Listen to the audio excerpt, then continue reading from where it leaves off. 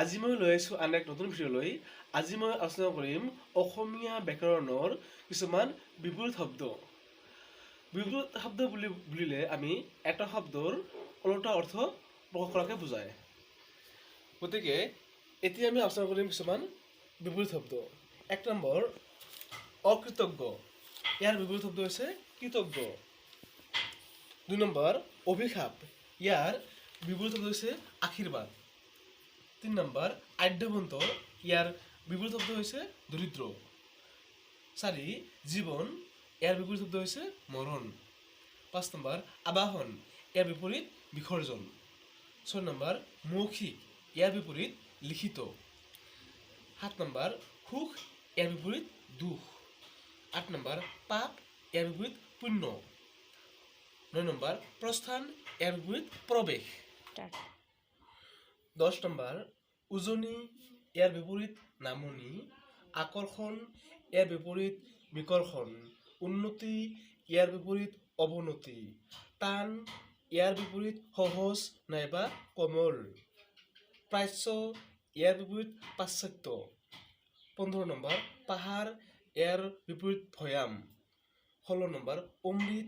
ইয়াৰ বিপৰীত বিষ নাইবা গৰল। ১৭ নম্বৰ পৰিষ্কাৰ। ইয়াৰ বিপৰীত অপৰিষ্কাৰ। ১৮ নম্বৰ যুদ্ধ। ইয়াৰ বিপৰীত শান্তি। ১৯ নম্বৰ আদি। ইয়াৰ বিপৰীত অন্ত। ২০ নম্বৰ ধ্বংস। ইয়াৰ বিপৰীত সৃষ্টি। ২১ নম্বৰ অস। ইয়াৰ বিপৰীত চাপৰ। ২২ নম্বৰ কৃপণ। ইয়াৰ বিপৰীত খৰচী নাইবা দানী। ২৩ নম্বৰ জয়। ইয়াৰ বিপৰীত পৰাজয়। ২৪ নম্বৰ মিঠা। ইয়াৰ বিপৰীত তিতা। ২৫ জাগ্ৰত। ইয়াৰ বিপৰীত সুপ্ত। ২৬ নম্বৰ সক্ষম। ইয়াৰ বিপৰীত অক্ষম। ২৭ নম্বৰ ইতিবাচক। ইয়াৰ বিপৰীত নেতিবাচক। ২৮ নম্বৰ শত্ৰু। ইয়াৰ বিপৰীত মিত্ৰ। ২৯ নম্বৰ প্ৰাচীন। ইয়াৰ বিপৰীত নবীন। ৩০ নম্বৰ ইহলোক। ইয়াৰ বিপৰীত পৰলোক। ৩১ পাৰ্থক্য। ইয়াৰ বিপৰীত মিল। ৩২ গ্ৰহণ।